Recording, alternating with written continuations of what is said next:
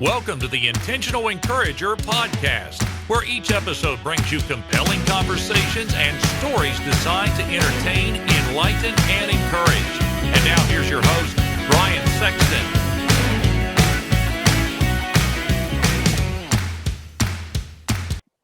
And welcome into the Intentional Encourager podcast. I'm your host, Brian Sexton. Thank you for joining us again today. And I have got somebody I've been wanting to talk to for a great while. We've been trying to get this set up, and now the day is here. And so I am so excited to have Dana Mantilla joining me on the Intentional Encourager podcast. She is a speaker. She does layman's terms cybersecurity training. Now, if anybody needs layman's terms for cybersecurity training, I raise my hand for that one. And I am just so thrilled to have Dana on the Intentional Encourager podcast today. Dana, how are you? I'm good. Thank you so much for having me. I'm happy to be here. Listen, I love that long blonde hair because I am hair challenged. I have short, dark hair. And I'm just thankful that it's still dark here because it's turning gray here. And so I'm in awe a little bit of you today because of that. I'm jealous if you can't hear it in my voice. I'm sure we could get you a wig and we could match. Well, yeah, it would be like putting lipstick on a pig. I will say that. Dana, I want to start here with you today. This has been the most unusual year. I think that goes without saying. But I want to ask you, what has changed personally in your life since COVID-19? What have you discovered, or what's really been very different for you in the midst of this pandemic as opposed to other years? Well, on a personal level, I work all the time, so I'm not home very often. But when we had the lockdown and the kids were learning remotely, I was able to spend more time at home, with my children, which was very nice. That was not normal during the workday typically. So that was really, really, really a special thing. And then just trying to find some fun things to do to kind of keep everybody busy, and puzzles or games, theme nights. We had a couple of theme nights, which was fun. So on a personal level, I would definitely say that was the biggest thing. And also realizing that we don't need as much as we really probably thought we needed as far as materialistic things go, shopping all the time or anything like that, like focusing on what's really important here. I mean, at the end of the day, what's really, really important. And I think the emphasis on your family, whether it be your children or your parents, that really kind of came out. I haven't been able to see my parents in quite some time. They are down in South Carolina. And they were planning on coming up in the summer. That obviously didn't happen. Then they thought, well, maybe Thanksgiving. That didn't happen. And then now their Christmas plans just got canceled. So this is the longest time I've ever gone my whole entire life without seeing them. So I think that's been, realizing how important these things are is some of the things that have affected me. I'm glad you said that, because I know a lot of people that would be listening to this conversation are going, yes, I'm in the same boat. I haven't seen my mom. My dad passed away several years ago, but I haven't seen my mom and stepdad since Labor Day weekend. Mm-hmm. And they only live about 2 hours away. And so, yeah, I can totally empathize with you because, our lives have been affected like that. What you do, and I'm fascinated by what you do, and I want to go here for just a few minutes and then we'll dive into your story. You focus on cybersecurity and being at home now, you really think, okay, we have to do everything now virtually. But I have to feel like that folks are just as compromised now from a cybersecurity standpoint as they've ever been, even working from home, even doing everything from home. As you mentioned, going shopping, people are now placing orders online that they never placed before just to get the necessities of life. What changes have you seen from a professional standpoint around cybersecurity during this pandemic? Well, I think there's quite a few things. It's actually a lot worse now that everybody's working from home, because people were literally sent home and to figure out, now I need to be connected to work. So, whether they're connecting through an unsecure Wi-Fi or, using devices that they're using for personal use too, or their kids' devices. So, I mean, when that first happened, some people didn't have a laptop, and there were no laptops to be bought. They were all sold out. So people were using their kids' stuff, and so that sets up a whole slew of new potentials. The cybersecurity criminals are very happy with with all this new access they have. And the increase in online shopping is huge, huge, huge. I mean, it's been increasing over the years anyway, but so that adds a whole nother element of potential scams. I tell people all the time that if you get emails that say, hey, it's Amazon, you click here, we need to update something, or hey, it's so-and-so, it's FedEx, we got to talk about your delivery. Don't click on the link. Don't click on the link. Go back out and log into your Amazon account and your FedEx account or whatever it is, instead of clicking on these links. Yeah, because the Amazon fairy is not just going to show up at your house and go, hey, we've got gifts for you. And you're like, well, that's awesome. You know, especially gifts you didn't order or didn't request or didn't want. And I love what you said there, Dana, because I found myself back in June, July, needing a webcam. I didn't realize that the two most valuable things in West Virginia were going to be toilet paper and webcams. Yep. I mean, we're already technologically challenged here anyway with the internet, but you know, and by the way, I had to pay the neighbor kid to hook up the internet so we could have this conversation. He's outside standing, holding the wire to the pole to have this conversation. But no, it's so funny that things in a world where everything comes to us faster and faster, and technology, we're becoming more technology dependent. This is supposed to be the greatest time in human history because of all the things we have at our fingertips. But we really have a lot more at our fingertips that probably are not good for us to have. Is that, what do you say to folks that would say, but I need to shop, I need to go online, I need to do this, I need to do that? Because there are a lot of things, I think, Dana, that we feel like we need to do instead of taking a step back and pausing and say, okay, is it something that I really need to do? Or is it, or there's other ways I can protect myself and physically go to that store, you know, put a mask on, physically go to the store and pick something up there. What are some things that people are getting trapped into besides what you mentioned that are some things they definitely want to stay away from? Well, I think one of the big things is setting limitations on the amount of time that we and our children are online, whether it's on our phone or on a laptop or on whatever. And that's a big issue, especially during times like this when maybe there's not so much to do. So, you know, you're using the computer a lot more, you're sitting on social media for a lot longer. And there's a lot of bad stuff that is not good for you, for your psyche, for your self-esteem, for anything. And, you know, the social media platforms, I go into that a lot, talking about that and the detrimental factors associated with that. But I would say people need to put limitations on what they're doing and step away, go outside, go for a walk, do something that is not going to connect you to the world technologically. Dana, I've got to ask you this, and we'll pivot here in just a moment, but I've got to ask you this. What's the one thing that cyber criminals want besides information that most people don't realize that they need to protect? Well, the problem is that they're looking for information. They're looking for information about you so that they can put pieces together about you, possibly steal your identity or scam you into something. So that's definitely, they're looking for everything. And then what they want to do is sometimes it's easier just to fool somebody. Instead of hacking into some place, they could just fool somebody and, you know, pretend they're the boss, and they send an email that I need you to go buy gift cards right now, please. I'm in a meeting and I need them to, so, you know, read me the number on the back and I'll reimburse you when you get back to the office. And people react. I always say if there's urgency or emotion involved, that's what the scammers, the first thing that they throw out there, because they know people react. Oh, this is urgent, I have to do this. So you're not thinking as clearly as if you had a little extra time. And if it's something emotional, you know, like the grandparent scam, that is something that they're tied up. They're not thinking anything rational. So anytime anything smells a little too urgent or there's a little bit too much emotion in it, you need to just step back and take a minute. Dana, I apologize. I was a bit distracted. I just got an email from a Nigerian prince that I may or may not have inherited $75 million. So if that's the case, then the Intentional Encourager podcast is about to get way bigger. Fantastic.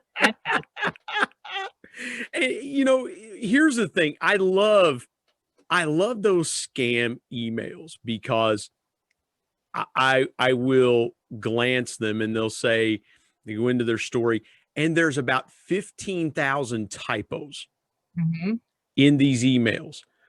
And you look at, to your point, you look at the email address and it's something just so weird where it came from. And that's the important thing is people, scammers in the body of an email will put a legitimate email in the body of the email, and the email address they send you something from is just so far out in left field. It's like, good grief. You really, you're 100% right. You really have to be careful.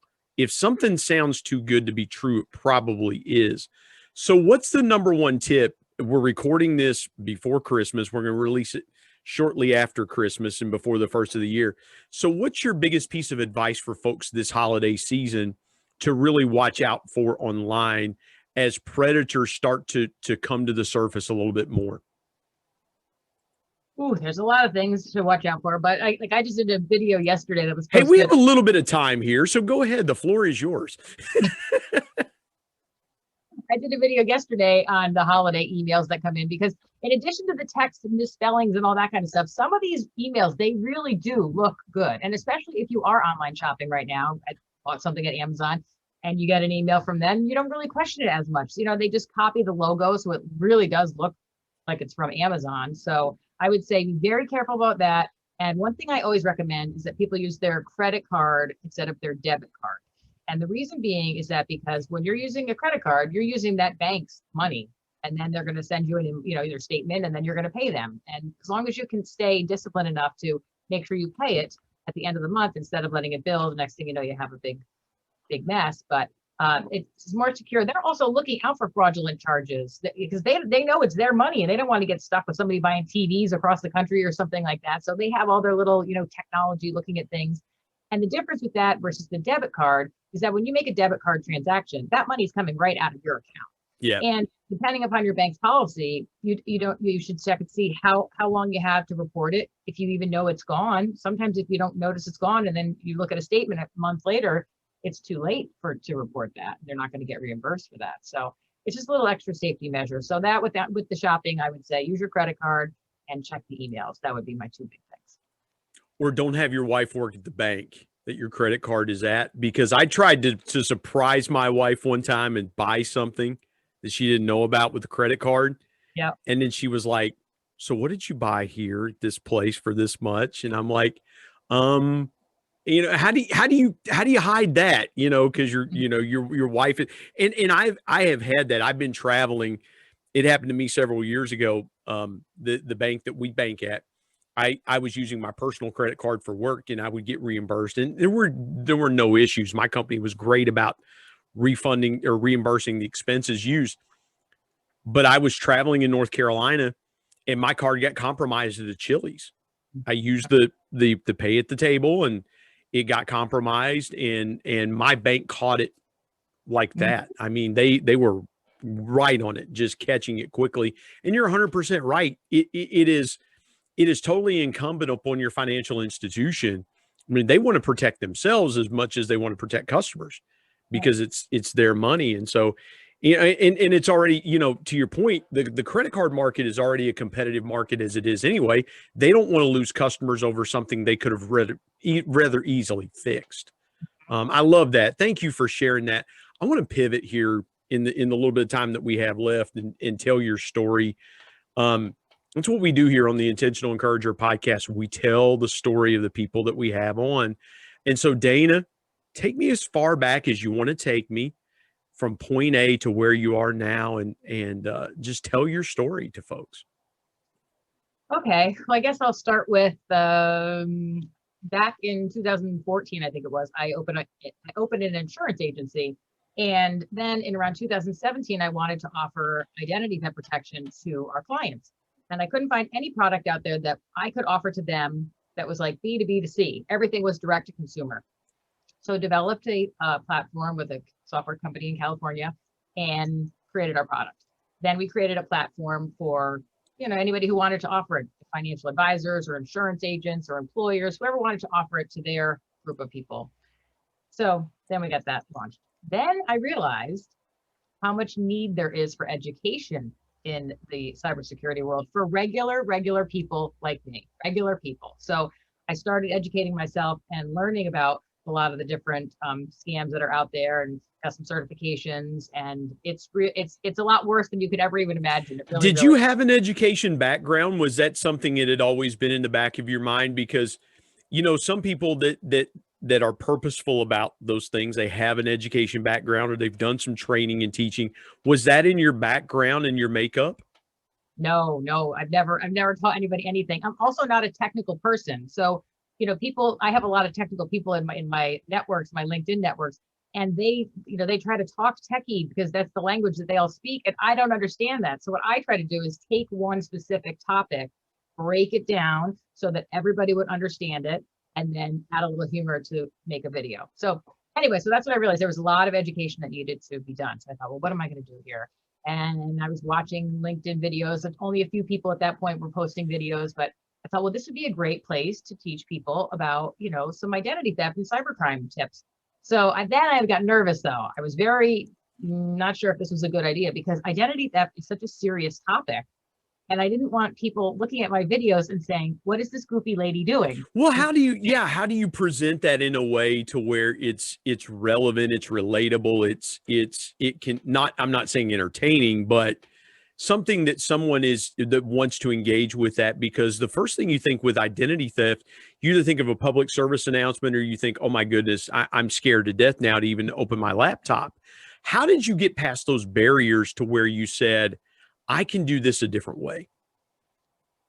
Well, I wanted to say, how could I explain this to somebody so that they would really understand it? Like synthetic identity, just the term synthetic identity is overwhelming and intimidating, but I came up with a way to explain it using my daughter's American Girl dolls. And so I laid them all out. They were all sitting there with their little social security number pieces of paper. And I explained the way an identity thief will take a little kid's social security number and create this whole big fake person and use that kid's social security number for years and years, and nobody knows.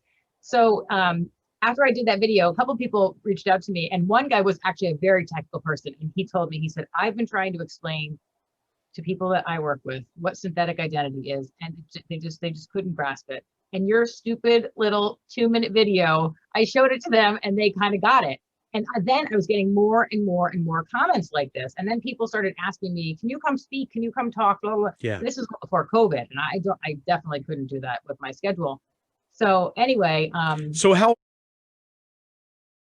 Hey everybody, Brian Sexton here. I want to tell you about our sponsor, SEO National. SEO stands for Search Engine Optimization. Now what's that, you might say? Well, search engine optimization helps you show up higher on search engines in front of paying customers for words that you as a business owner can monetize. What a great concept. SEO National is owned by my good buddy Damon Burton, who's been a guest here on the Intentional Encourager podcast. Not only has Damon and his team worked with businesses of all sizes, from e-commerce startups to NBA teams and Shark Tank featured businesses, but more importantly, Damon and his team are about transparency, trust, and providing lifetime value. So much so that he still has his first customers after opening SEO National 14 years ago. Let me give you some intentional encouragement and call Damon and his team today at 855-736-6285 or go to www.seonational.com and get a free quote.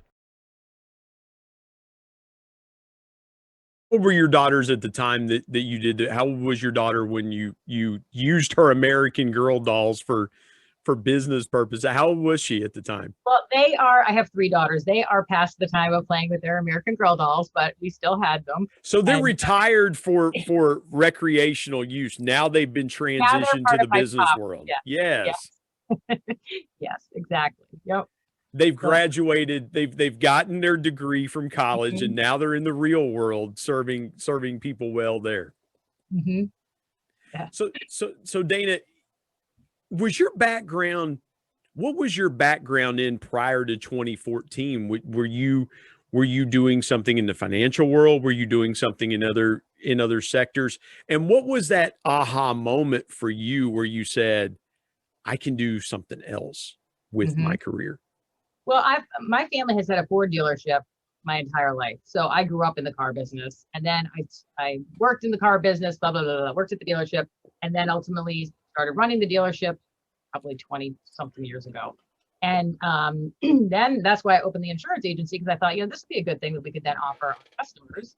So I opened the insurance agency, And then from that point on, that's when I started the offering the identity theft. But another thing that I did too, I guess I'm like a little serial entrepreneur, and not everything works out either. So you got to remember that I don't want anybody to get discouraged. But so I had a building across the street, and then I wanted to, this is during 2008, 2010, when everything was terrible. And I remember somebody saying online, even if you just buy yourself a new tube of lipstick, it still makes you feel better about yourself during these tough times. So what I did was I created a consignment shop for home goods, home decor stuff, and made sure that it looked very, very, very high end. We only accepted amazing things. And I took that same lipstick idea with changing your throw pillows on your couch, or putting a new little decorative item that somebody else had in their house, and that people would kind of bring these things in, and then they would buy new things when they were there. So that was really fun, actually. That is such a good, I didn't mean to jump in there. I love that idea, because my wife, probably a month or two ago, bought a couple of new throw pillows for the couch from a lady down the street on our road, or no, a girl she grew up with was selling them. And my wife said, I've been looking for something like that. And during the recessionary time, my goodness, what a service to offer people. They could go and get something that somebody else really wasn't using or didn't want, and it could get repurposed for an affordable price. Mm-hmm. And what a great concept. I've got to ask you this. I want to just for a minute ask you about running a dealership. I think that's amazing. What was it that you learned from running a dealership that you've applied to other businesses that you started, and even the business that you have now? Well, I think the overall running of any kind of a business, I definitely learned, from running the car dealership, and cash flow, all that kind of stuff. I learned from years and years and years of being in the car business. And I still am in the car business. I still oversee the operation, but I have very good managers that do a great job. So that's a good thing. So I definitely learned that. And, but I think what I like to do is look at a problem, like that whole thing with the, times are tough, what are we going to do? And try to turn it into something positive. And then at the end of the day, say, look, I helped people feel better about themselves, And that whole thing is the same thing, like with my cybersecurity. This is really I'm very, very passionate about this and helping people, because it is such a huge, huge problem. Yeah. So I guess so this is what happened with COVID. So when people were asking me to speak, and I could not do that. So anyway, now we're all living in a Zoom world, right? So then people started messaging me saying, "Hey, well, can we do a webinar? Can we do this? Can we do that?" And I said, "Well, sure, let's do that." So that's what I started doing that. And it's kind of, built into some other regular training. And I'm also right now putting together a course, because some of the people on LinkedIn were asking me saying, well, how can my wife learn about this, or my mother learn about this? Yeah. So I'm just putting together a very basic, course that people can go through. And it just covers some of the main topics: in the phone, email, the mailbox. I talk about the mailbox, you need to empty the mailbox, organizing your documents, all that kind of stuff. That it's nothing crazy. And at the end of the course, you will really feel that you're walking into the world a lot more aware, I guess. Dana, everybody has taken now the news approach, because for years you would see, and it still does, when you watch the news, you see the anchors that would sit behind the desk, and the men would have the nice sport jacket on and tie and something in their pocket, pocket square in their pocket. And nobody saw what they had on from the waist down, because that's all the camera, they had shorts and flip flops and things like that. So, you can conduct a webinar, you can wear whatever you want from the waist down. In fact, I saw, it was funny. I saw John Krasinski, who played on The Office. He was doing his web shows, and he had Steve Carell on. He said, "I promise you're wearing shorts underneath the desk," and he's like, guilty, so it's a new world we live in, for sure. I've got to go back here for just a minute. Mm-hmm. What was it like for you growing up in a family business? Because I had uncles that ran businesses. My dad worked for my uncles and things like that. I kind of saw it from the outside in. You have more of an intimate way that you saw the family business growing up with your family owning a Ford dealership. What was it like growing up for you in a family business? Well, it was very nice. I loved working with my dad when my dad was up here. We kind of saw things very similar. He taught me a ton, which I will be eternally grateful for. And so that was nice. Then my brother came into the business, and then sometimes you don't agree on certain things, but you have to find a way to make it work, right? So you kind of learn the give and the take, and that kind of thing. So um, sometimes family businesses are, not a good thing, and sometimes they are a good thing. And I definitely got to see my dad a lot more than I would have seen him if I, took a job somewhere else. So Yeah. that I enjoyed. What piece of advice would you give your daughters if they said, "Hey, mom, we want to come into the business with you"? Because you obviously, and I love what you said there about working side by side with your dad and your family, and you see things one way, they see things another way, and it's you find a way to make it work. If your daughters came to you and said, "Mom, we want to get into the business," what lessons did you take from working with your dad and brother that you would apply to working with your daughters? Well, if they were going to come work with me, I would like them to work with me on the identity protection side of things, as opposed to the car dealership side of things. But I think I would tell them the same thing. Say, there's gonna be times when we get along and agree on certain things, and there's gonna be times when we don't agree, and we'll go with your idea, and sometimes we'll go with my idea, and it has to be that give and take. And I'm glad you said that, because the last 10 months of my dad's life, we worked side by side. And for me, I always wanted to not really impress my dad, but I had 16, 17 years of sales experience by the time my dad and I worked together. I had done things in the sales world. I kind of wanted to go, I want my dad to see how good I am. Was there a moment where you kind of felt that way with your dad, where you said, I want my dad to see how good I am as far as doing the day-to-day things?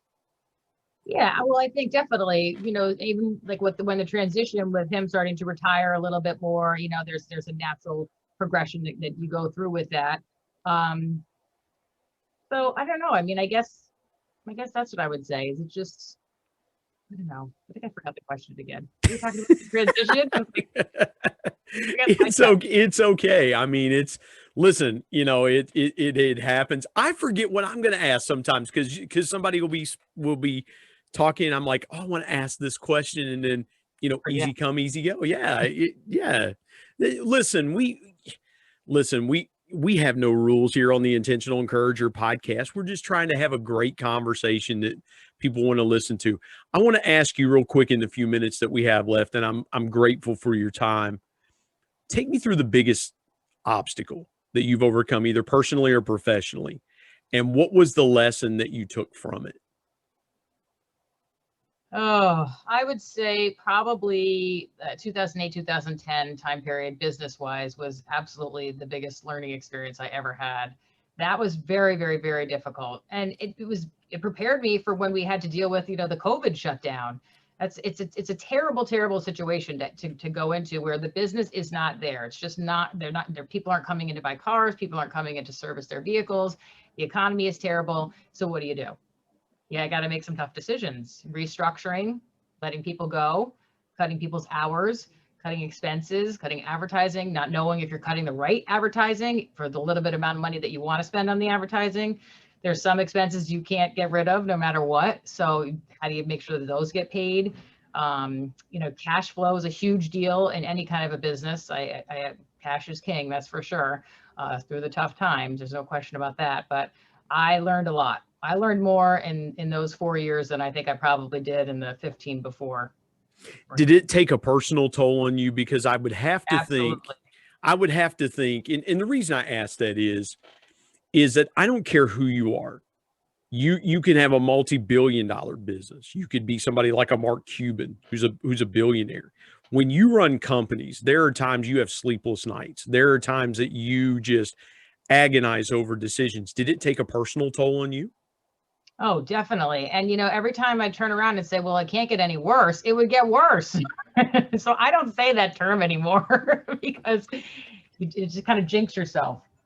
But anyway. So no, and I'm glad I'm thank you for your transparency. I appreciate that, because again, I think we got people listening to our conversation today that are going, I'm there. My business is there. Especially right now. Yeah. Yeah, exactly, Dana. They may feel like, oh my gosh, dad handed me this. And there could be some people that say, I am running my family business and we are struggling right now. And I'm so afraid of disappointing my dad or my mom or whoever they've taken over from, because legacy is important in a family business. I don't care what family business you run.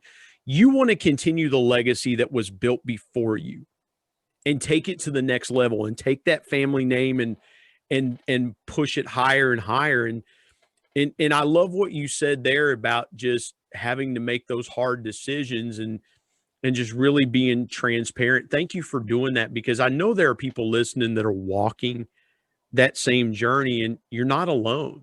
There have been people that have walked there before you. So I want to finish up our conversation with this.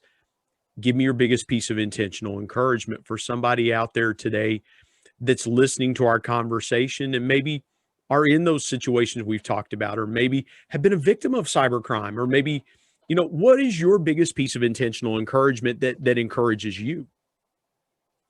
I would say that, with all the people that are going through a very tough time right now, whether their company that they worked for or the company that they own is not doing well, or maybe even closed down because of, what's going on right now with COVID, that, it might not be the same thing on the other side of this. Maybe that business isn't going to make it, and it's no one's fault. It's no one's fault at all. You can't take that personal. No one has ever been through anything crazy like this before. However, I do think that the world will change in a way that will open up more opportunities to do similar businesses in a different manner, or maybe completely different businesses that nobody ever thought would be a business. I mean, if you look at online education right now versus where it was, before COVID, it's completely changed. So there's one thing that, is going to have different impact on people learning online versus, going to school. So I would say, don't let it get you down so low that you feel like you can't get back up, because you can always get back up. You can always get back up. And sometimes you have to try something new, and it's very scary, but just give it a go.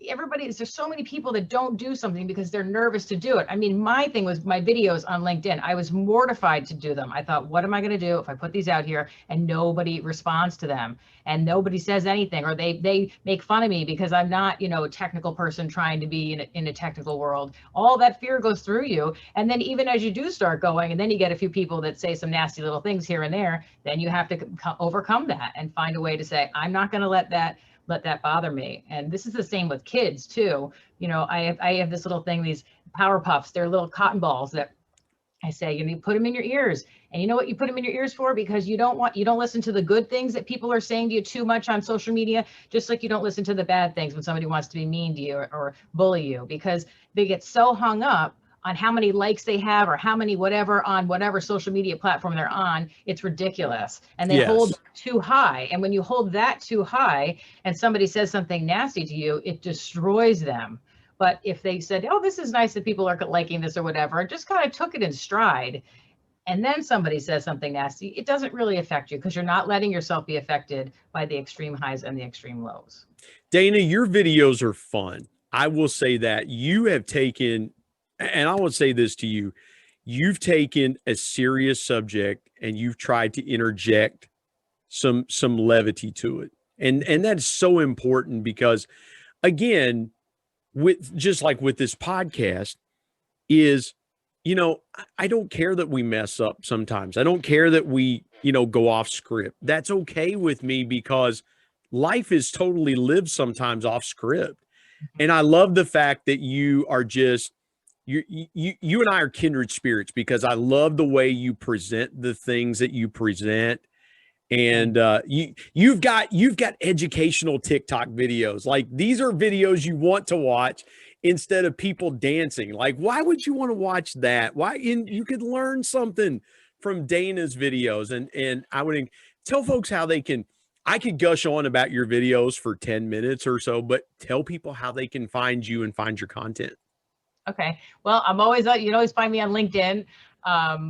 I'm working on my YouTube channel because I'm terrible at that. I also have recently really been diligent about posting onto Facebook. So you can find them on my Facebook page there too. But LinkedIn is definitely that's where you can always get in touch with me. Just type my name in there and send a connection request. I'd be more than happy to connect with you, and hopefully, you can learn a little bit about the videos.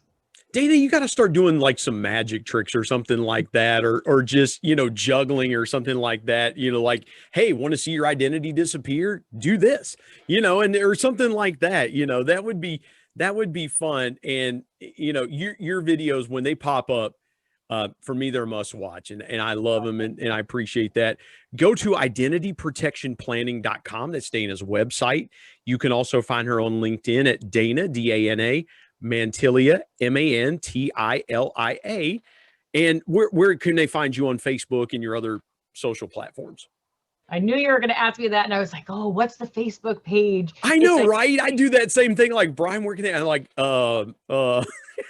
Yeah, if you type in identity protection planning and then the name of our product, the identity theft product that I mentioned earlier, which is called Identron, then you'll find it. So it's kind of I think it's identity protection. Ooh, Identron. So are you gonna have like a big robot that's Identron? It's like Megatron, like like the or more like one of the Transformers.